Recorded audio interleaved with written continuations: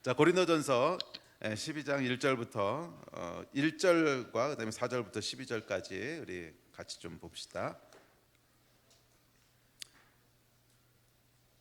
12장 1절부터 12절까지인데요. 다 읽진 않고 1절하고 좀 띄어서 또 읽겠습니다. 자, 우리 한 목소리 읽겠습니다. 고린도전서 12장입니다. 시작. 형제들아, 신령한 것에 대하여 나는 너희가 알지 못하기를 원하지 아니하노니. 자, 4절입니다. 시작. 은사는 여러 가지나 성령은 같고 직분은 여러 가지나 주는 같으며 또 사역은 여러 가지나 모든 것을 모든 사람 가운데서 이루시는 하나님은 같으니 각 사람에게 성령을 나타내심은 유익하게 하려 하심이라.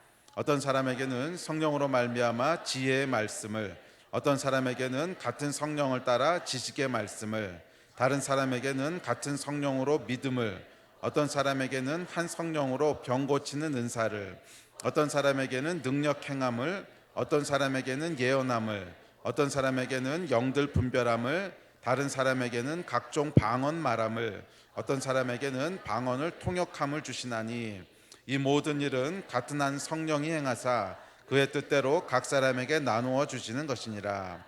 몸은 하나인데 많은 지체가 있고 몸의 지체가 많으나 한 몸인과 같이 그리스도도 그러하니라. 아멘. 성령의 속성에 대해 살펴보고 있는데 우리 지난주에 성령을 받으라 하는 말씀을 살펴봤죠. 성령 세례에 대해서, 또는 우린 침례교니까 성령 침례에 대해서 살펴봤습니다.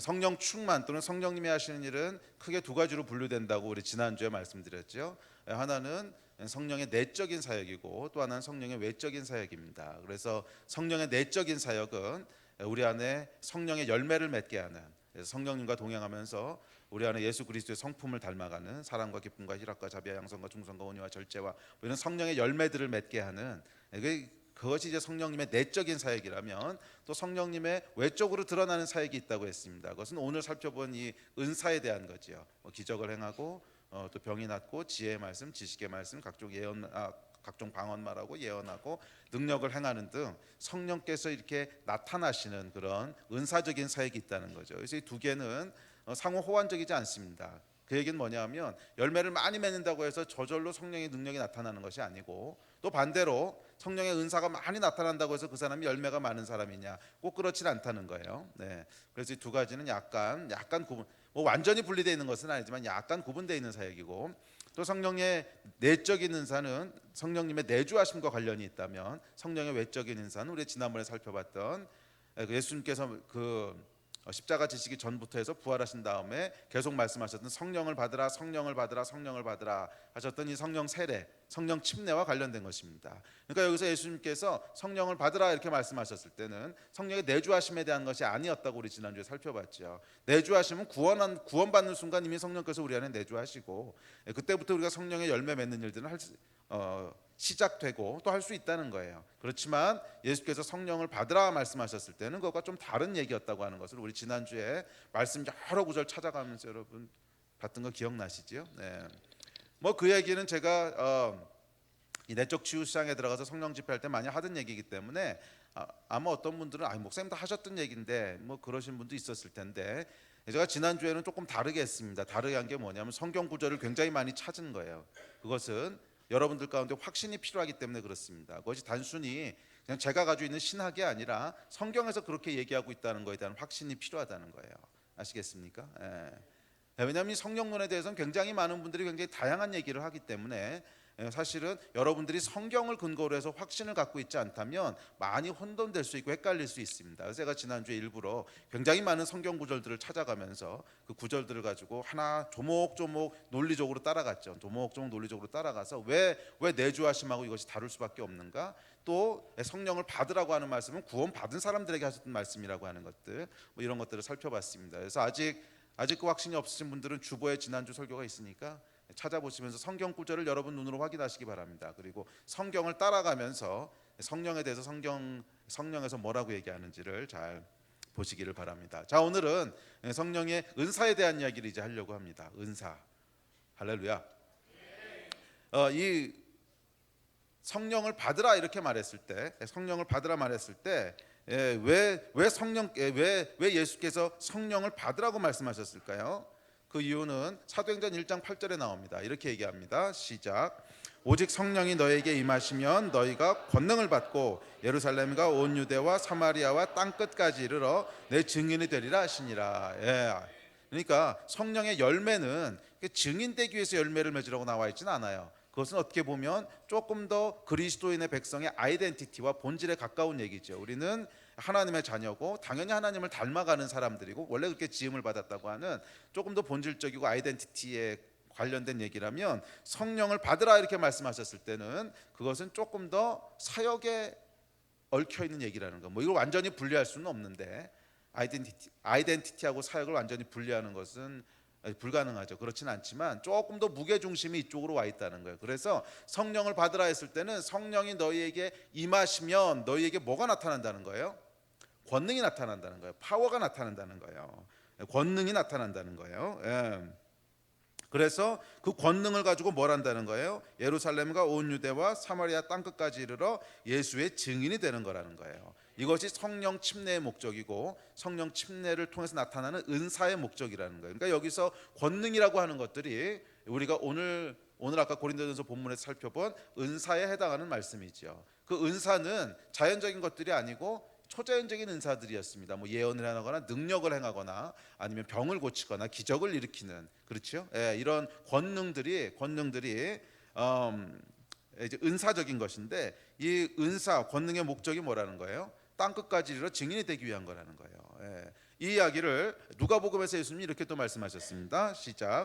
주의 성령이 내게 임하셨으니 이는 가난한 자에게 복음을 전하게 하시려고 내게 기름을 부으시고 나를 보내사 포로된 자에게 자유를, 눈먼 자에게 다시 보게 함을 전파하며 눌린 자를 자유롭게 하고 주의 은혜의 해를 전파하게 하려 하심이라 하였더라. 아멘. 자, 이게 똑같은 얘기인데, 성령이 임하신 이유는 주의 성령이 내게 임하셨으니 이는이 뭐예요? 왜냐하면 이런 뜻이죠. 성령이 임하셨는데 왜냐하면 가난한 자에게 복음을 전하게 하시고 포로된 자를 자유케, 눈먼 자를 다시 보게 하고 눌린 자를 자유롭게 하고 주의 은혜의 해를 전하게 하시기 위해서라는 거예요. 다시 말해서 이 은사의 목적은, 성령이 임하시고 권능이 나타나는, 은사가 나타나는 목적은 포로된 자, 눌린 자를 자유케 하고 눈먼 자, 아픈 자를 고치고 가난한 자에게 복음을 전하기 위함입니다. 그래서 사도행전에 보면 성령 받은 사도들이 정확히 이 일을 했습니다. 사도행전을 보면 무슨 일을 하죠? 정확히 이 일을 해요. 다양하고 많은 일들을 하지만 크게 분류하면 정확히 세 가지를 했어요. 첫째 뭐 했어요? 귀신을 쫓아냈어요. 귀신을 쫓아낸 것은 뭐냐면 귀신에게 포로되고 잡히고 눌린 자들을 자유케 했다는 거예요. 귀신의 속박으로부터, 마귀의 속박으로부터 축사를 통해 자유케 하고, 그 다음에 뭘 했어요? 병을 고쳤어요. 아픈 자들을 고치고 심지어 죽은 자도 살리는, 병을 고치고, 그리고 뭐를 했어요? 가난한 자들에게 복음을 전했어요. 가난하다고 하는 것은 꼭 물질적인 가난이 아니라 심령이 가난하고 마음에 하나님이 없는 자, 그 가난한 자들에게 이제 복음을 전하는 일을 했습니다. 이것이 사도들이 했던 일이에요. 사도행전 읽어보신 분들은 잘 떠올려 보세요. 결국 이 세 가지 카테고리의 일을 했어요. 귀신을 쫓아내고 병을 고치고, 이제 병을 고치고 뭐 기적을 일으키는 거 이제 같은 부류인데, 귀신을 쫓아내고 병을 고치고 복음을 전했습니다. 그런데 사도들만 그랬던 게 아니라 예수께서도 똑같이 일을 하셨어요. 우리 다음 구절 읽어봅시다. 시작. 예수께서 온 갈릴리에 두루 다니사 그들의 회당에서 가르치시며 천국 복음을 전파하시며 백성 중에 모든 병과 모든 약한 것을 고치시니, 예수께서 각색 병든 많은 사람을 고치시며 많은 귀신을 내어 쫓으시되 귀신이 자기를 알므로 그 말하는 것을 허락지 아니하시니라. 많은 귀신을 쫓아내며 많은 병인에게 기름을 발라 고치더라. 예수께서 그 12 제자를 부르사 더러운 귀신을 쫓아내며 모든 병과 모든 약한 것을 고치는 권능을 주시니라. 자, 보면 계속 반복되는 것이 있어요. 예수님도 그러시고 예수님의 제자들에게도 똑같은 권능을 주셨는데 뭐예요? 귀신을 쫓아내고 병든 자를 고치고 그리고 천국 복음을 전파하셨어요. 이것이 예수님께 하셨던 일입니다. 그리고 제자들도 그렇게 했고 사도행전에 오면 사도들도 그렇게 했어요. 기억하십시오 여러분. 은사, 권능의 목적은 하나님의 나라에 일을 하는 것입니다. 하나님의 나라를 하는 것인데, 구체적으로 포로된 자, 눌린 자를 자유케 하고 병든 자를 고치고 마음이 가난한 자들에게 복음을 전하는 것입니다. 그래서 사도 바울도 이렇게 얘기했습니다. 고린도전서 2장 4절 시작. 내 말과 내 전도함이 설득력 있는 지혜의 말로 하지 아니하고 다만 성령의 나타나심과 능력으로 하여. 예. 자, 이 말을 쓴 것은 고린도전서인데, 고린도전서는 여러분 바울의 3차 선교 여행 때 쓴 겁니다. 그런데 3차 선교 여행 바로 직전에 2차 선교 여행 말미에 어디서 복음을 전했냐면 아덴에서 복음을 전합니다. 아덴은 어디냐면 지금의 아테네예요. 아테네에서 복음을 전하는데, 아테네는 어디냐면 헬라 철학의 중심지입니다. 그래서 아테네에 갔더니 수많은 철학자들이 모여서 하루 종일 철학과 종교에 대한 이야기를 하고 있는 거예요. 그래서 새로운 이야기가 아니면 듣지 않았다는 거예요. 얼마나 이야기들이 많은지. 거기서 바울이 가서 복음을 전하는데 이 철학자들하고 한번 붙지요. 붙어서 바울이 왜 하나님만이 진리시고 왜 세상 철학과 헬라 철학이 틀렸는지에 대한 것을 정확하게 논증을 함대로, 바울은 당대 석학이었고 또 진리를 소유하고 있었기 때문에 당연히 이 싸움에서 졌을까요? 이겼을까요? 이겼어요. 이겨서 이 아덴 사람들이 한 번 더 와서 우리에게 말을 전하라 그랬다고 하는 건 뭐냐면 바울이 굉장히 성공적으로 말을 전했다는 거예요. 그러니까 이 말싸움이라기보다는 그러니까 이 사상의 대결, 이론 싸움에서 하여간 바울이 굉장히 탁월하게 얘기를 했다는 거예요. 그래서 그 아테네에 있는 수많은 철학자들이 다음에서 한 번 더 우리에게 얘기를 해주는 게 어떻겠느냐, 뭐 그럴 정도로 바울이 탁월하게 얘기를 했습니다. 그런데 문제는 뭐냐면 아테네에선 거의 구원받은 사람이 없었다는 거예요. 아테네에서 거의 구원받은 사람이 없고, 그래서 바울이 이제 그것을 떠나서 이제 오히려 아테네에서는 크다 아데미어 막 그러고 혼돈이 데모 비슷한 게 일어나죠. 그래서 바울이 쫓겨나오고 뭐 이러다가 이제 2차 선교여행을 마치고 3차 선교여행을 떠나게 되는데, 하여간 그래서 고린도에다 편지를 쓸 때 이 일을 회상하면서 쓴 거예요. 내가 말로 해봤는데 그거 가지고 안 되더라는 거야. 말을 아무리 잘하고 말로 아무리 완벽하게 논증을 해도 결국 그거로 안 되더라는 거예요. 복음은 영적인 일이더라는 거예요. 복음은 영적인 일이 되는 거예요. 그래서 바울이 뭐라 그랬냐면 내 말과 전도함에 설득력 있는 지혜의 말로 하지 아니하고, 이 이야기를 고린도전서에 쓰게 됩니다. 바울이 전혀 말을 안 하고 가는 곳에 가서 이래가지고 기적을 일으켰다는 뜻은 아니에요. 가면 물론 말 다 했습니다. 말 다 하고 하나님 살아계신 거 다 증거하고 했지만, 결국 이 말의 핵심은 뭐냐면, 이 말의 핵심은 복음을 전하고 영혼이 돌아오는 일은 영적인 일이라는 뜻이에요. 이것은 영적인 일이라는 뜻이에요. 성령께서 행하시는 일이지, 우리가 말을 아무리 잘하고 아무리 완벽하게 논증을 하고 아무리 완벽하게 설명을 해도 그거 가지고 영혼이 돌아오는 건 아니라는 거예요. 이해가 되십니까? 네. 그래서 뭘로 했다 그러냐면 성령의 나타나심과 능력으로 했대요. 성령의 나타나심과 능력으로. 자, 이것이 아까 앞서 살펴봤던 권능을 받는 것, 또 성령의 나타나심은 고린도전서에서도 은사 얘기할 때 그렇죠. 그러니까 은사가 성령의 나타나심이라고, 이 같은 단어를 쓰면서 하여간 성령의 나타나심을 통해서 전도했다는 것입니다. 자, 말로 복음을 전하거나 말로 사역하면 안 된다는 뜻이 아닙니다. 그 사도행전에도 보면, 또 예수님도 보면 천국 복음을 말로 전하시고 천국의 비밀들을 말로 가르치셨어요. 또 사도들도 당연히 말로 하나님 나라의 비밀들을 전했고 하나님 예수가 메시아라고 하는 것을 당연히 전했습니다. 그렇지만 이 말의 뜻은 뭐예요? 말을 하지 말라는 뜻이 아니고 이 일은 영적인 일이라는 뜻이에요. 이 일은 영적인 일이라는 뜻이에요. 그렇습니다, 여러분. 우리가 하는 모든 전도, 교회에서 하는 모든 섬김, 모든 사역, 선교, 이것은 여러분 결국엔 영적인 일이라고 하는 것을 기억해야 돼요. 이것은 육체의 일이 아닙니다. 영적인 일이에요. 사람이 거듭나는 것은 단순한 생각의 변화가 아닙니다. 생각의 변화가 아니에요. 왜 예수님께서 계속 포로된 자, 눌린 자라는 표현을 쓰실까요? 단순한 생각의 변화가 아니라 우리를 옥죄고 있는, 우리를 사로잡고 있는 존재들이 있다는 거야. 우리 눈에 보이지 않지만 영적인 세상에서 우리를 사로잡고 있는 영이 있다는 거예요. 마귀의 영, 세상의 영, 음란의 영, 탐욕의 영, 하여간 우리를 붙잡고 있는 영적인 세력들이 있기 때문에 그것이 단순히 말로 예수 믿어 좋은 거야, 예수 믿어 네가 새로운 사람이 돼야 돼, 이거 가지고 그런 모든 영적인 속박들이 끊어지지 않는다는 거야. 물론 어떤 사람들은 말로 해서 쉽게 끊어지는 사람도 있기는 해요. 그런데 그런 사람들은 이미 본인의 내면 가운데 아직 예수 믿지는 않았지만 굉장한 영적인 갈급함을 가지고 계속 진리를 추구해 왔던 사람들이 있어요.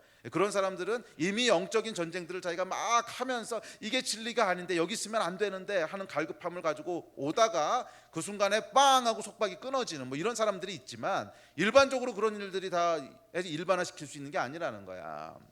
우리의 삶에는 많은 영적인 속박들이 있고 많은 세상이 우리를 꽉 이렇게 목을 꽉 움켜쥐고 있는 게 있다는 거예요. 그래서 여러분, 내가 하고 싶다고 해서 다 되는 게 아니에요. 그렇잖아요, 여러분.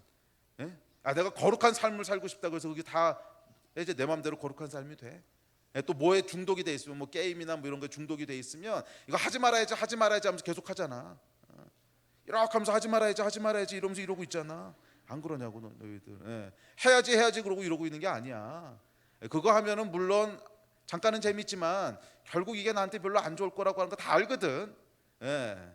이거 계속하면 나한테 안 좋을 거라는 거 다 아는데 계속 이러고 있으면서 하지 말아야지 이게 뭐야? 우리가 뭔가의 노예라는 뜻이지. 자유인은 뭐예요? 내가 하고 싶지 않으면 자유롭게 하지 않을 수 있어야 자유인이지. 내가 하고 싫은데도 계속하면은 이건 자유인이 아니야. 뭐에 묶여 있다는 거지. 노예라는 거지. 이게 로마서 얘기거든. 너는 죄의 노예다. 왜냐하면 죄 안 지으려고 한번 해보라는 거야. 안 지어야지 하면서 결국 죄를 짓는다는 거야. 그 이야기는 내가 자유롭게 스스로 선택할 수 있지 않다는 거예요. 자유인이 아니라는 거야. 뭐에 묶여 있다는 거야. 죄의 노예. 그러니까 로마서에서는 죄의 노예가 됐다 그러고 귀신에 사로잡혔다 그러고, 귀신에게 사로잡혔다는 것은 여러분 꼭 귀신 들려가지고 이러고 나타난다는 뜻이 아니야. 그런 것도 물론 가끔 있긴 하지만 귀신에게 사로잡혔다고 하는 것은 우리가 자유가 없다는 거예요. 포로됐다는 거예요, 1차적으로. 그래서 내가 하나님 믿고 싶다고 해서 믿어지는 것도 아니고, 내가 이제 오늘부터 새로운 삶을 살겠다고 결단했다고 해서 그 결단대로 되는 것도 아니라는 거예요. 우리를 속박하고 있는 게 있다는 거야. 그래서 성령이 우리에게 임하신 이유는 뭐예요? 포로된 자를 자유케 하고 눌린 자를 자유케 한다는 거예요. 이게 있어야 그 다음에 거듭나는 역사가 일어나고, 이게 있어야 그 다음에 사람들이 변하기 시작한다는 거예요. 아멘. 이게 여러분 성령의 역사입니다. 사실 우리 교회가 뭐 예배할 때 굉장히 뜨겁게 예배하죠. 예배할 때 굉장히 뜨겁게 예배하는데 이 가운데 많은 해방의 역사가 일어나는 거 여러분 아세요? 우리가 눈으로 보진 않지만 이렇게 뜨겁게 예배할 때요, 여기서 영적인 일들이 굉장히 많이 벌어져요. 이것은 조금 눈 있는 사람은 볼 줄 알아. 저희가 옛날에 120일 기도할 때 이걸 많이 하나님 가르쳐 주셨는데, 120일 기도하면서 예배할 때요, 계속 뜨겁게 예배하게 되니까 뭐 나중에는 뭐 이 위에서 뭐 설교하거나 따로 뭐 치유를 위해서 기도하거나 이런 거 하나도 안 했거든. 거의 안 해도 그냥 예배만 들어도 그 안에 치유가 일어나고, 예배만 들어도 그 안에서 막 귀신이 나가고, 이런 역사들이 계속 일어나거든.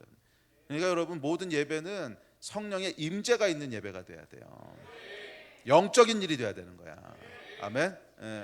그래서 여러분, 예배는 단순히 말씀을 듣기 위해 오는 것이 아닙니다. 예배에 훨씬 더 뜨거운 것, 훨씬 더 중요한 것은 뭐냐면 성령의 임재가 있는 예배예요. 하나님의 임재가 있는 예배가 드려져야 돼. 그럼 그 예배 가운데 이미 우리 안에 자유케 되고 회복되고, 이게 이 속박이 끊어지는 일들이 일어난다고. 알겠어? 우리 여기 YCM이 이렇게 앞에 앉아 있으니까 너무 좋다. 너희 계속 거기 앉아라. 그래요. 그래서 우리가 올 때 좀 멍하고 오더라도 YCM만 그렇다는 게 아니고 뭐 다들. YCM 중에도 그런 녀석들이 있어. 좀 멍하고 나타나는 놈들. 뭐 하다 왔는지 멍하고 나타나도 예배가 확 하고 드려지는 순간 거기 성령의 임재가 있으면 거기서 와, 하나님이 이런 분이시구나. 우리가 영이 깨나고 마음이 자유로워지고, 그러고 난 다음에 비로소 말씀이 들어갈 수 있는 거예요. 이 가운데 여러분, 영적으로 멍해진 사람이 있다면 이것은 단순히 지식과 지혜로 해결될 수 있는 문제가 아니에요. 거기에는 하나님의 일하시는 것이 있어야 되고 영적인 돌파가 있어야 돼. 아멘. 아멘이십니까?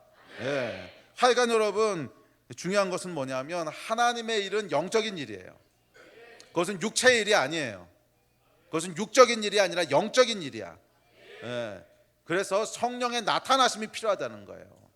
뭐 꼭 눈에 보이는 기적이 아니라도 하여간 성령께서 일하시는 것이 반드시 함께 있어야 된다는 거야. 아멘. 예. 그래서 이것이 은사를 주신 목적입니다. 은사는 우리의 사역을 영적인 사역이 되도록 합니다. 잘 들으세요, 여러분. 은사는 우리의 사역을 영적인 사역이 되게 해요.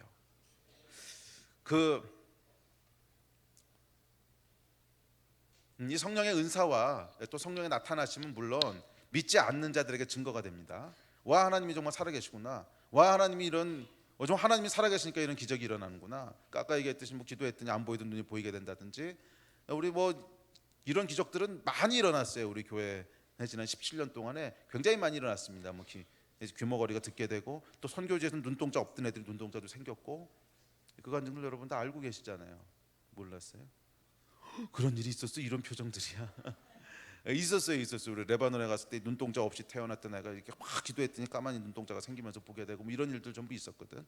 태어날 때부터 한 번도 못 봤던 애였는데 기도하면서 눈동자 생기고, 그래가지고 시내가 그거 보고서 충격받아가지고 결국 선교사가 된 거잖아요. 오시내 어디 갔어? 오시내 그때 그 자리에 있었는데, 하여간 그리고 귀머거리가 듣게 되고, 하여간 이런 일들이 계속 있었어요. 그리고 그 역사가 있을 때마다 특별히 선교지에서는 많은 사람들이 예수를 믿고 돌아왔습니다. 우리 레바논에서 이제 눈 없던 애가 눈 생기고 막 이러면서 보게 됐을 때 그날 한 40몇 명이 동시에 예수를 믿었거든요. 근데 이 사람들은 전부 다 무슬림들이었고, 무슬림이 한꺼번에 40명이 넘어오는 건 사실 거의 집단 개종 수준인데 그 역사가 있었고, 그러고 나서 6개월 뒤에 거기가 70명까지 구원의 역사가 일어났었거든요. 레바논의 트리폴리라고 하는 도시였는데, 하여간 이런 일들을 통해서 성령의 나타나심을 통해서 믿지 않는 자들에게 증거가 됩니다. 그런데 성령의 은사는 그 목적만 있는 게 아니고 우리에게도 굉장히 중요해요. 우리에게도 중요해요. 뭔 얘기냐면 성령의 은사가 나타날 때 우리는 이 일을 계속 영적인 일이 되게 해요. 자, 그 이야기는 뭐냐면 은사가 전혀 나타나지 않는다. 그래서 인간의 열심과 말로만 계속 사역을 하다 보면 빠지게 되는 함정이 있습니다. 열심히 예수는 믿어요. 또 열심히 전도도 하고, 열심히 구제도 하고, 열심히 사회봉사도 하고 다 해요. 그런데 성령의 역사가 거의 안 나타나고, 할 수 있어요, 없어요? 할 수 있어요. 그 안에 내주하시는 성령님이 있기 때문에, 당연히 주의 일을 할 수 있습니다. 주의 일을 할 수 있고 잘 할 수 있어요. 그런데 문제는 뭐냐면 처음에는 잘하는데 영으로 시작했다 6으로 마치게 돼요. 이게 제가 오랫동안 관찰해온 결과예요. 이걸 신학화시킬 수는 없는데 관찰해 보니까 그래요. 성령에 계속 뭔가가 나타나지 않으면 사람은요, 그렇게 영적인 존재도 아니고 그렇게 계속 처음에 초심을 지키는 존재도 아니야. 그래서 전혀 성령의 그런 나타나시는 역사가 없는데 그냥 열심을 가지고 전도하고 선한 일하고 봉사하는 일하고 구제 사업하고 무슨 사업하고 이거 계속 하다 보면 결국에 시간이 한참 흐르면 어떻게 되는 줄 아세요? 인본주의가 돼요. 많은 경우 그래요. 많은 경우. 그래서 여러분 지금 한국에 있는 굉장히 중요한 이름을 대는 건 그렇지만 하여간 그 사회 사업에 그러니까 그게 뭐라 그럴까 장애인들을 돌본다든지 아니면 노인들을 돌본다든지 사회적 약자들을 돌본다든지 구제한다든지 이런 중요한 단체들의 뿌리에 가보면 거의 다 크리스천들이 시작한 거 아세요? 거의 다 크리스천들이 시작한 거예요. 그렇지만 우리나라 일제시대 끝나고 전후에 그 어려운 일들 가운데 아니 당장 먹고 살기도 바쁜데 누가 사회적 약자를 돌보고 사회적 이거 누가 하겠어? 그 선교사님들밖에 안 해. 그 당시엔 할 만한 여유도 없었어. 그래서 이게 다 대부분 어떻게 시작된 거냐면 교회에서 시작하거나 교육도 그렇고 병원도 그렇죠. 여러분 우리나라 교육도 어디서 시작된 거예요? 전부 다 기독교에서 시작한 거고 교회에서. 그러니까 고등학교도 그렇고 대학교도 그렇고 전부 다 크리스천 선교사들이 와서 세운 거고, 병원도 여러분 대부분 다 외국에서 선교사들이 세운 거지 그게 무슨 이제 다른 데서 시작된 게 아니거든요. 고아원, 양로원 거의 대부분이 사실은 기독교적인 뿌리를 가지고 시작됐어요. 그런데 한 30년, 40년, 50년 지나고 나서 거기에 기독교의 생명이 남아있는 데가 몇 개나 되나 세보세요. 많지 않아. 기독교적인 가치는 가지고 있어요. 가치는. 기독교적인 가치는 뭐예요? 사랑, 희생, 섬김, 뭐 이런 가치들은 남아 있어. 그렇지만 그 안에 진짜로 기독교의 생명력이 남아 있는 데는 많지 않단 말이야. 우리가 보고 있잖아요. 뭐 우리나라뿐만 아니고 유럽을 보는 것이 더 극명합니다. 뭐 영국도 그렇고 독일도 그렇고, 우리 나다님은 독일에서 왔지만 뭐 독일 같은 데 가보면은요, 시스템은 정말 잘 돼 있고, 독일의 그 사회 국가 시스템 안에는 기독교의 가치가 무지하게 많이 남아 있어요. 무지하게 많이 남아 있어서 가보면 뭐 사회적 약자에 대한 거라든지 아니면 구제라든지 뭐 이런 거는요, 시스템이 너무 잘 돼 있어요. 우리하고 비교가 안 돼. 그런데 그렇다고 독일이 기독교 국가냐? 그렇진 않거든. 그 안에 무슨 생명력이 막 남아 있고 이러진 않거든. 이게 항상 반복되는 패턴이에요. 잘 생각해 보세요, 여러분. 우리에게 성령에 나타나시는 일이 없는데 과연 처음에 시작했던 그 영적인 열정이 계속 유지되는 예가 있는가? 은사는 여러분, 그래서 우리에게도 중요해요. 우리에게도 우리가 하는 일을 계속 영적인 일이 되게 해요. 기독교에는 여러분 반드시 신비의 요소가 있어요. 그 전에도 제가 한번 강의를 설교했는데, 기독교에는 반드시 초월적인 요소, 신비적인 요소가 있고 있어야만 해요. 신비적인 요소가 다 없어지고 나면 기독교는 어떻게 되냐면 생명이 없어지고, 그 다음에 인본주의가 되고 이론이 되고 사상이 돼요. 이거를 한 번도 벗어난 적이 없어, 이 패턴은. 왜냐하면 이 신앙과 믿음의 본질에는 뭐가 있냐면 하나님에 대한 경외함이 있어야 되거든. 아, 하나님 우리랑 다르신 분이시구나. 아, 하나님 우리보다 크신 분이시구나. 아, 우리는 피조물이구나. 우리가 하나님을 다 아는 게 아니구나. 하나님이 우리보다 탁월하신 분이시구나. 이 경외함이 있어야 이것이 계속 유지가 되는데, 다 이해될 수 있고 다 설명될 수 있고 우리의 열심과 우리의 헌신으로 다 할 수 있는 일들로 딱 제한시켜 놓으면 거기서 어떻게 경외감이 계속 나오겠냐고. 처음에는 나오지. 처음엔 그렇게 시작한 사람들은 그 경외함을 가지고 경건하게 시작할 수 있지만 그것이 10년, 20년, 30년 지나는데 계속 유지되는 예는 없다는 거야. 그것은 반드시 인본주의로 흘러가게 돼 있어요. 그런데 반대로 이 성령파가 있죠. 오순절계통, 카리즈매틱한 게요. 여기는 여러분, 물론 여기도 문제가 있습니다. 여기 문제들이 이제 뭐 부패하는 문제도 있고, 보면 거기 막 제왕적인 막 교주 비슷한 사람이 나와가지고서 막 타락하게도 하고 뭐 이런 그 또 다른 문제들이 분명히 있어요. 그럼에도 불구하고 인본주의화 되거나 생명력이 없어지는 일은 드물어요. 어쨌거나 계속 영적인 일을 되게 하려고 해. 왜냐하면 이 카리스마틱에서는 하여간 하나님의 은사가 나타나지 않으면 가오잡을 수가 없거든. 그러니까 어쨌거나 하나님의 은사가 뭐가 나타나야 거기서부터 리더십을 받든 가오를 잡든 이런 걸 하기 때문에, 그래서 그것이 인본주의로 흘러가지는 않아요. 오히려 뭐 다른 문제들이 좀 생기긴 하지만, 그 얘기는 뭐냐면 성령의 은사가 우리에게도 아주 중요한데, 그것은 뭐냐면 우리로 계속 영적인 일들에 머물게 한다는 거예요. 그리고 하나님을 향한 경외함을 갖게 만든다는 거예요. 아, 나를 초월하신 분이 계시구나. 그러니까 오늘도 여러분, 아까 간증 듣다가 2시간 만에 눈이 보이기 시작했어요. 그러면 여러분 그때 어떤 마음들이 들어오세요? 오, 그냥 오야? 오 하면서 이렇게 확 집중하게 되죠. 그다음에 또 뭐가 일어나요? 확 깨지요. 졸다가도 그랬어? 확. 그리고 뭐가 들어와요? 아, 맞아, 하나님이 정말 행하시는구나. 그러니까 이 마음들이 들잖아요. 이게 뭐냐면 하나님에 대한 영적인 감각 또는 하나님에 대한 경외심이거든. 그래서 여러분, 은사는 1차적으로 물론 다른 사람을 섬기기 위해서 준 거지만 그것이 우리에게도 반드시 있어야 돼요. 이 일이 없으면 결국 우리가 시간 문제예요. 평생을 그냥 아무런 성령의 나타나심과 아무런 성령의 은혜를 경험하지 못하면서 10년, 20년, 30년 이렇게 살 수는 없다는 거예요. 그럼 뒤에 가보면 어떻게 되냐면 결국 드라이해져요. 이러면 드라이해져서 그냥 삶의 패턴만 남어.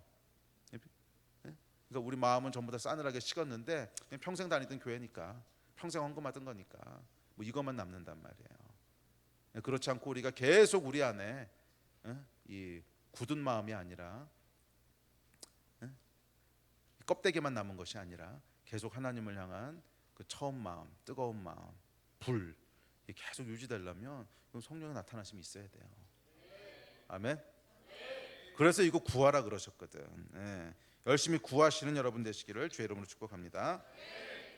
자, 그럼 은사의 종류는 무엇이 있을까요?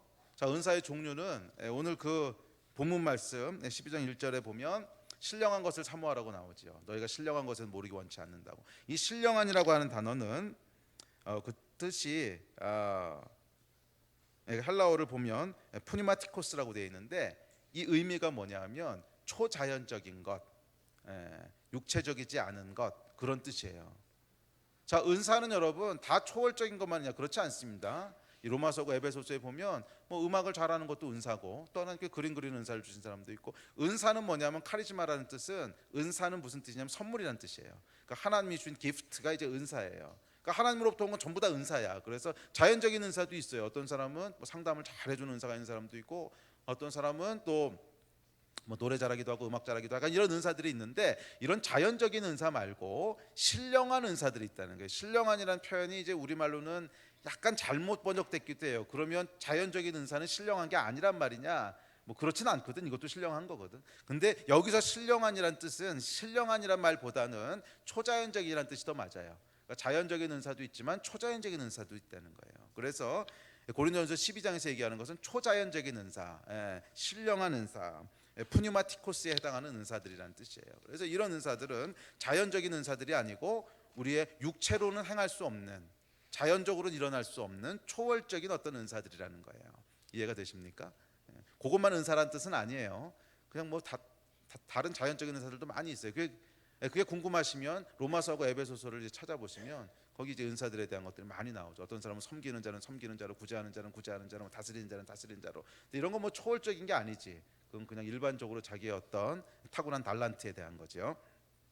자, 그래서 고린도전서 12장에서는 아홉 가지 신령한 은사를 언급합니다. 첫째는 지혜의 말씀이고, 둘째는 지식의 말씀이고, 세 번째는 믿음, 네 번째는 병 고치는 거, 그다음에 능력 행하는 거, 예언, 영분별, 방언 통역, 뭐 이런 아홉 가지 은사가 나옵니다. 이 은사들이 여러분들에게 충만하기를 주의 이름으로 축복합니다.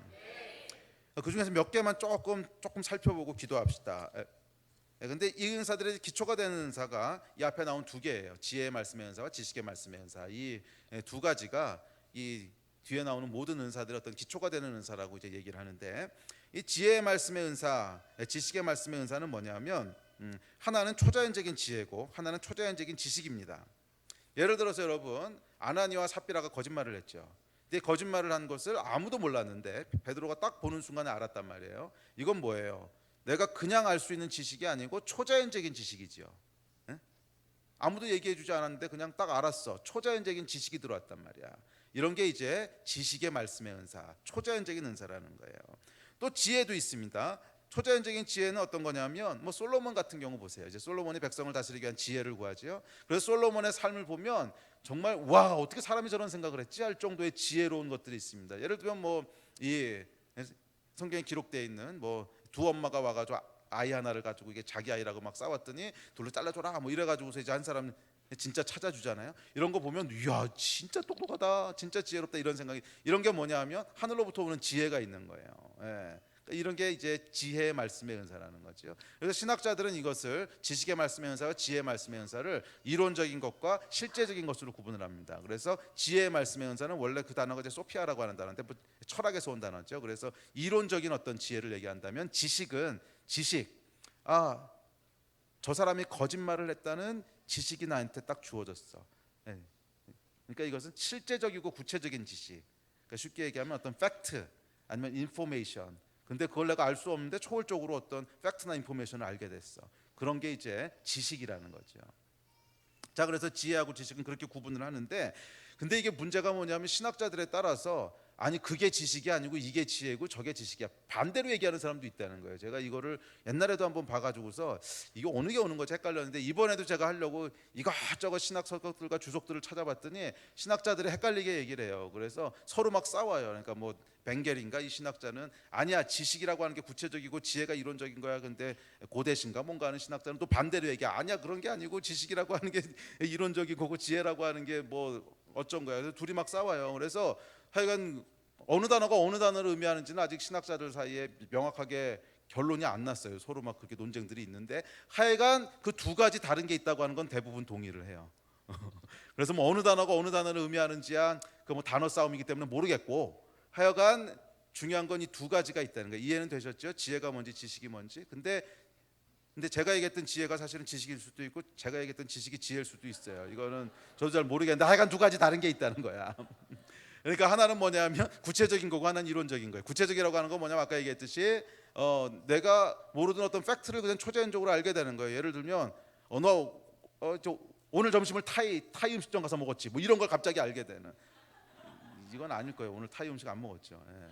근데 약간 예, 그 얘기는 저는 그 은사가 없다는 걸 이제 나타내는 건데 하여간 그렇게 할 수 있는 게 이제 그냥 편의상 정합시다. 우린 두 개 중에 어느 게 맞는 건지 모르겠는데 신학자들은 모르겠다고 하니까 그게 이제 지식의 말씀의 은사라면 그러니까 베드로가 초자연적인 팩트, 초자연적인 지식을 알게 됐던. 그래서 너 오늘 점심에 뭐 했지?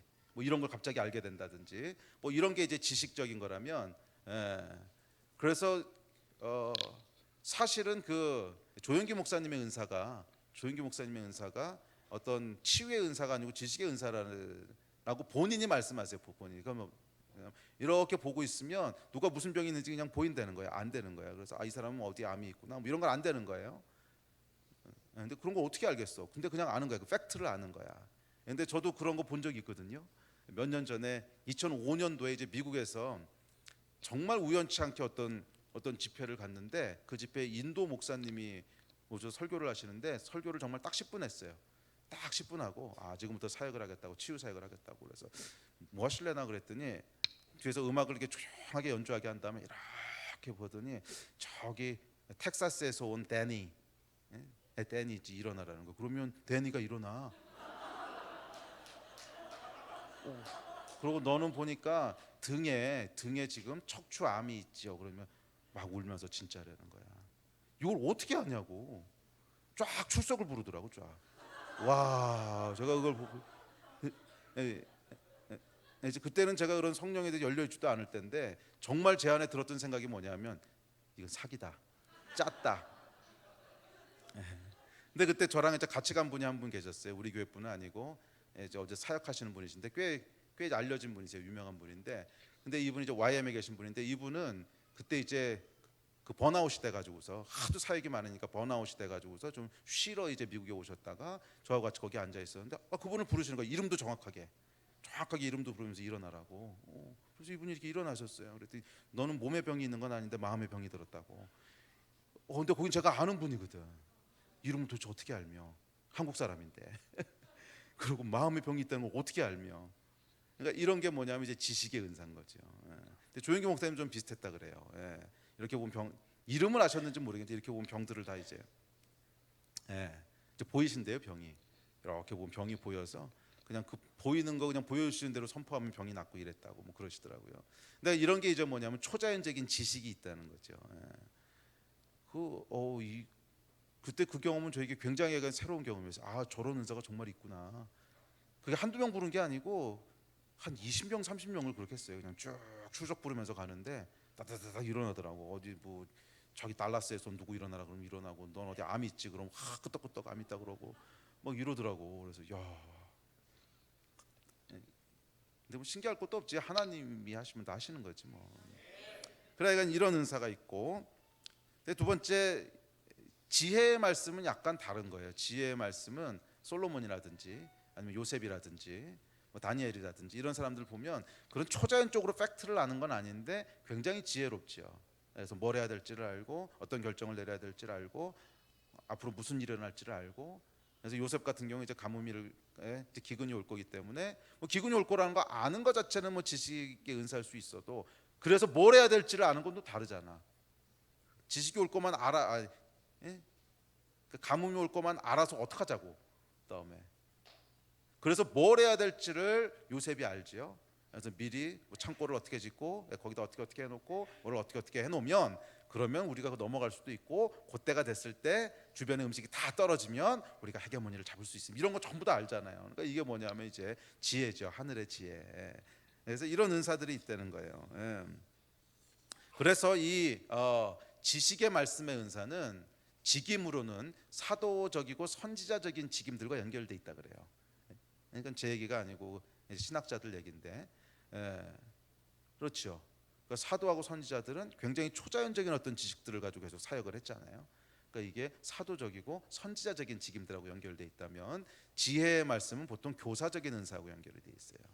교사적인 은사하고 연결이 돼 있어서 말씀을 지혜롭게 푼다든지, 아니면 어떤 지혜로운 전략들을 세운다든지, 뭐 이런, 그러니까 교사적인 은사하고 연결이 돼 있죠. 자, 이것이 이제 지혜의 말씀의 은사입니다. 근데 저도 가끔 그럴 때가 있어요. 저는 지식의 말씀의 은사는 없는데 지혜의 은사 쪽에 대해서는 가끔 이렇게 섬뜩할 때가 있어요. 근데 이건 구분이 잘 안 돼요. 구분이 잘 안 되는데, 그 대충 떠오르는 때는 있어요. 제가 2006년쯤 됐던 걸로 이제 기억이 나는데, 어느 순간에 보면 제가 어떤 경험들이 있냐면, 이건 제 경험이죠. 어떤 경험들이 있냐면, 뭔가를 제가 알고 있어요. 그러니까 분명히 이건 이렇게 될 거야. 그런데 곰곰이 앉아서, 근데 이렇게 될 거라고 하는 근거가 뭐지?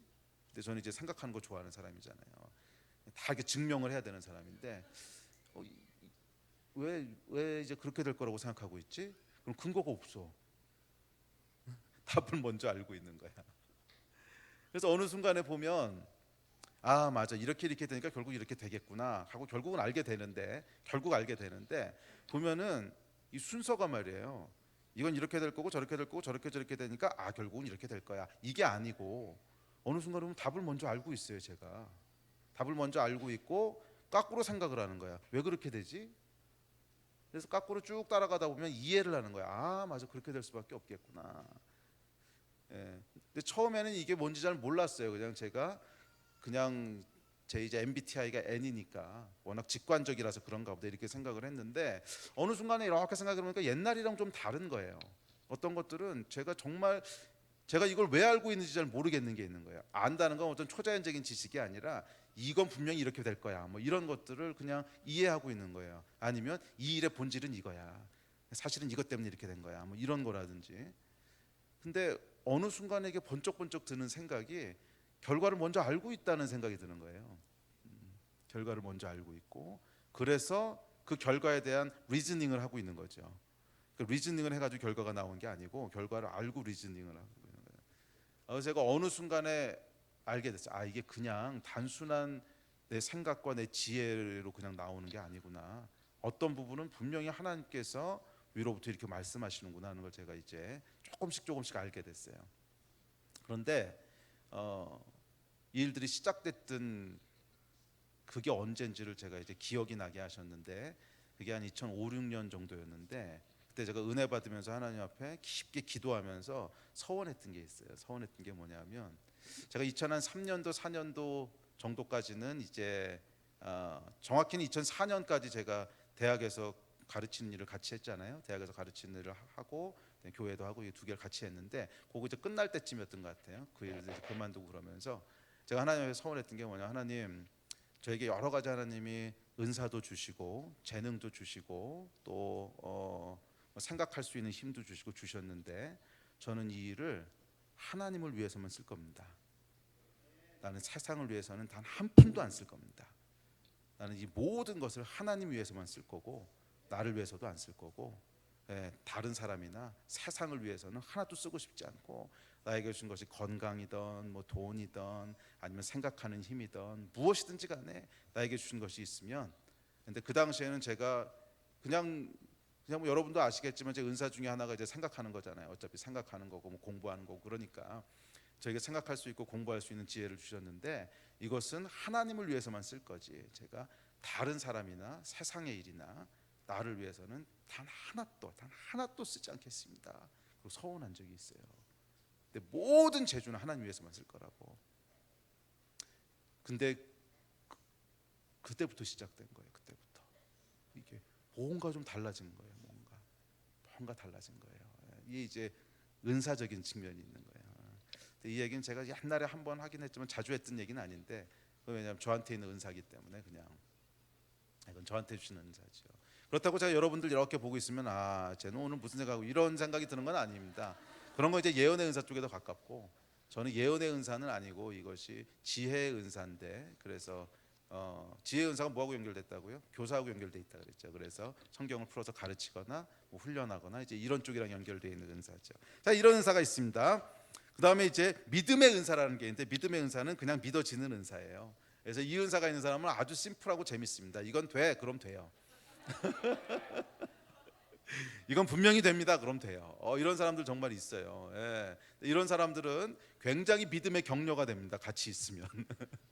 예. 예, 그렇잖아요. 무슨 어려운 일이 생겼을 때 이거 될까? 큰일 났는데, 이런 사람만 있으면 나도 막 걱정이 돼. 그런데 믿음의 은사가 있는 사람이 옆에 있어서 걱정 마십시오, 이건 됩니다. 그러면은요 엄청나게 힘이 됩니다. 그래서 대표적인 예가 이제 허드슨 테일러라든지 조지 뮬러 같은 사람들이 대표적으로 믿음의 은사가 있었던 사람들이에요. 그래서 조지 뮬러는 기도하면 무조건 된다는 은사가 있었어요. 기도하면 무조건 된다는 믿음이 있었기 때문에 기도만 하면 다 됐어요, 이 사람은. 그러니까 이런 게 이제 믿음의 은사죠. 그리고 제가 본 사람 중에는 우리 원주의 신윤근 전도사님이 좀 비슷해요. 거기 분명히 믿음의 은사가 있어요. 그래서 거기랑 같이 저희가 이제 10년 동안 개척하고 오면서 제가 굉장히 위로를 많이 받았어요. 그래서 이제 저는 굉장히 생각도 많고 이거를 전부 다 이렇게 해야 되는데, 신 전도사님은 전혀 어프로치가 다르세요. 그냥 일단 믿고 봐요. 일단 됩니다, 목사님. 그러면 어떻게 해요? 그러면 됩니다. 왜요? 됩니다. 그러는데 설명은 안 해. 이유는 왜 됩니까? 그러면은 됩니다. 그냥 그러세요. 그래서 근데 가보면 결국 돼요. 가보면 결국 되거든. 그러니까 이런 게 이제 믿음의 은사죠. 믿음의 은사가 있으면 교회에 큰 격려가 됩니다. 은사가 아닌데 믿는 척하지 마세요. 그럼 사고 납니다. 안 될 거를 괜히 된다 그러면. 병 고치는 은사는 여러분 잘 아시는 치유하는 은사고, 근데 치유의 은사는 보통 뭘 통해서 나타나냐면 긍휼을 통해서 나타나요. 불쌍히 여기고 긍휼히 여기는 마음이 있을 때 나타나고, 그다음에 능력 행하는 것은 이제 말 그대로 권능을 행하고 능력을 행하는 그런 것이고, 예언의 은사가 있습니다. 예언의 은사는 제가 다음 주나 아니면 다다음 주에 조금 자세히 설명을 할게요. 예언의 은사는 잘 우리가 이해하는 것이 필요하기 때문에 조금 따로 떼어서 예언의 은사는 다루겠습니다. 영분별의 은사가 있습니다. 그러니까 이것이 정말 하나님이 하시는 일인지 아니면 사단이 교묘하게 속이는 건지 뭐 이런 거 분별해내는 은사들. 방언이 있고 방언 통역이 있습니다. 뭐 이런 은사들이 있습니다. 자, 그런데 성경에서 뭐라 그랬죠? 신령한 은사를 사모하라 그랬어요. 네, 여러분 은사를 사모하십니까? 자, 은사를 사모해야 되는 이유는 두 가지 때문에 그래요. 하나는 권능을 받고 복음을 전하라고 했고, 그래서 억눌린 자, 가난한 자, 눌린 자들 자유케 하라고 했거든요. 그래서 이것은 은사는 뭐를 따라 구해야 돼요? 사랑을 따라 구해야 돼요. 은사는 사명을 따라 구해야 돼요. 그러나 동시에 우리 자신에게도 굉장한 도움이 되고 유익이 돼요. 만약 여러분의 삶에 제가 말씀드리지만 이런 은사적인 게 전혀 나타나지 않는다면, 그러면 시간이 흐르고 나면 굉장히 여러분 드라이해져 있을 거예요. 그건 분명해. 안 그래요? 그러면 여러분 은사는요 구하셔야 돼요. 은사는 추구하셔야 돼요. 안 그러면 결국 드라이해져 나중에. 아멘. 자, 그렇다면 은사를 받으려면 어떻게 해야 되는가? 이제 예배팀 나오십시오. 성경 구절 3개만 읽고 기도하겠습니다. 자, 은사를 받으면 어떻게 되는가? 첫 번째 구절입니다. 시작. 오직 성령이 너에게 임하시면 너희가 권능을 받고 예루살렘과 온 유대와 사마리아와 땅 끝까지 이르러 내 증인이 되리라 하시니라. 은사를 받으려면 하나님 나라에 대한 열정이 있어야 됩니다. 영혼 구원에 대한 마음들이 있어야 됩니다. 영혼을 불쌍히 여기는 마음이 있어야 됩니다. 지금 고통받고 있고 눌려 있고 묶여 있는 사람들이 있는데 이들이 어떻게 하면 자유케 될 것인가? 어떻게 하면 우리 복음을 전할 것인가? 여기에 대한 열정과 여기에 대한 긍휼의 마음들이 있으셔야 돼요. 은사는 뭐를 위해서? 하나님 나라를 위해서 주신 거예요. 아멘. 자, 두 번째 구절. 다음 구절. 시작. 사랑을 따라 구하라. 신령한 것을 사모하되 특별히 예언을 하려고 하라. 그래서 특별히 예언은 다음 주에 제가 알려드릴게요. 근데 무엇을 따라 구하라 그랬어요? 사랑을 따라 구하라 그랬어요. 은사는 반드시 사랑을 따라 구해야 돼요. 긍휼의 마음. 특별히 여러분 치유의 은사를 사모하시는 분들이 있다면 긍휼의 마음을 구하셔야 돼요. 내 안에 아픈 사람들을 향한 긍휼의 마음이 있고 내 안에 고통당하는 사람들을 위한 긍휼의 마음이 있을 때 그걸 따라서, 그 사랑을 따라서 뭐가 나오는 거예요? 은사가 나오는 거예요. 아멘. 그다음에 세 번째 필요한 것은 믿음입니다. 시작. 내가 또 너희에게 이르노니 구하라 그리하면 너희에게 주실 것이요, 찾으라 그러면 찾을 것이요, 문을 두드리라 그리하면 너희에게 열릴 것이니 구하는 이마다 받을 것이요, 찾는 이는 찾아낼 것이요, 두드리는 이에게는 열릴 것이니라. 너희 중에 아버지 된 자로서 누가 아들이 생선을 달라 하는데 생선 대신에 뱀을 주며 알을 달라 하는데 전갈을 주겠느냐. 너희가 악할지라도 좋은 것을 자식에게 줄 줄 알거든 하물며 너희 하늘 아버지께서 구하는 자에게 성령을 주시지 않겠느냐 하시니라. 아멘. 아멘. 우리 일어나서 좀 기도합시다. 뭐 은사에 대한 건 이론적으로 계속 배워봐야 뭐합니까? 예? 구하라 그럼 성령을 주실 거라고 하셨으니까 그냥 구하는 게 맞는 거죠. 예. 은사에 대해서 말씀드린 것은 혹시 여러분들 잘못 오해하고 계실까봐 그 이해를 돕기 위해서 한 것이지, 이거 다 이해한다고 해서 은사가 풀어지는 것도 아니에요. 예. 은사는 우리에게 이 세 가지 마음이 있어야 됩니다. 첫째는 하나님 나라에 대한 사명이 있어야 되고요, 복음 증거에 대한 사명이 있어야 되고. 그래서 제가 아까 간증했듯이 저에게 지혜의 말씀이 풀어졌던 그 결정적 계기는 제가 하나님께 드린 헌신이었어요. 나는 내 평생의 내 모든 인생을, 그냥 단순한 시간뿐만이 아니라 내 건강이든 나에게 줬던 생각할 수 있는 능력이든 뭐 돈이든 뭐든지 간에 난 다른 곳에는 하나도 쓰고 싶지 않습니다. 나는 하나님을 위해서만 쓸 겁니다. 당신이 나의 왕이시고 내 주인이시고 내 평생의 충성을 받으실 유일한 분이십니다. 내 평생의 내 충성과 내 모든 헌신을 받을 유일한 분 하나님이십니다. 나는 다른 어떤 것에도 평생 충성할 것도 헌신할 것도 아닙니다. 나는 하나님께만 내 헌신을 드릴 거고 하나님께만 내 베스트를 드릴 거고 다른 것엔 절대 쓰지 않을 거예요.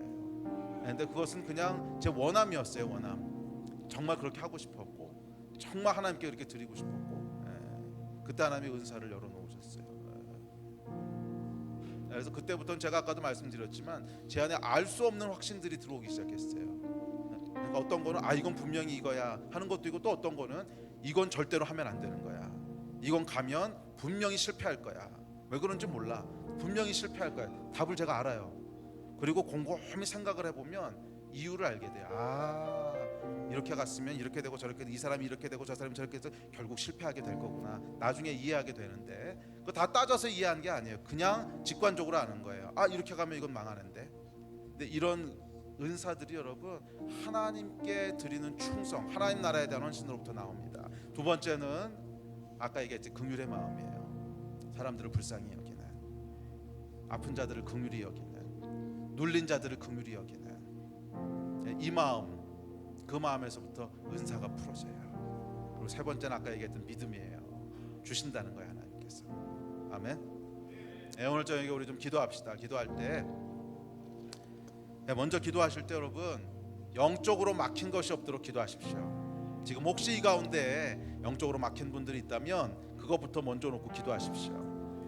이 영적인 막히는 현상은 여러 가지에서 올 수 있어요. 죄에서 올 수도 있고, 아니면 유혹에서 올 수도 있고, 아니면 내 마음이 흐트러져서 올 수도 있어요. 하나님이 아니고 다른 여러 가지 일의 마음이 분산되다 보면 이제 영적으로 막혀요. 근심과 걱정은 우리의 영적인 것들을 막아버려요. 또는 용서 못하는 마음에서 올 수도 있고, 하여간 이렇게 영적으로 막힌 것을 먼저 뚫어야 돼요. 죄는 회개해야 되는 것이고, 또 염려하고 근심하고 마음이 흐트러졌던 것도 회개해야 되는 것이고, 또 어떤 것들은 하나님 앞에 구해야 되는 것이고, 주님 내 마음이 하나님께만 온전히 집중되게 해주십시오. 또 어떤 것들은 영적인 공격으로 막혀있기도 해요. 그럴 때는 하나님 지금 영적인 돌파가 있게 해주십시오. 그러니까 무엇인지 간에 우리 안에 하나님과 우리 사이를 가로막고 있는 것들이 있다면 하나님 이 시간에 돌파가 일어나게 하여 주십시오. 이렇게 먼저 우리 한번 기도하고, 그리고 나서 그 다음에 은사 구하는 기도하겠습니다. 우리 주여 세 번 같이 부르시고 영적으로 뚫리게 하여 주시고 돌파되게 하여 주시고 영적으로 깨어나게 하여 주십시오. 주여 세 번 같이 부르시고 합심하여 기도하겠습니다.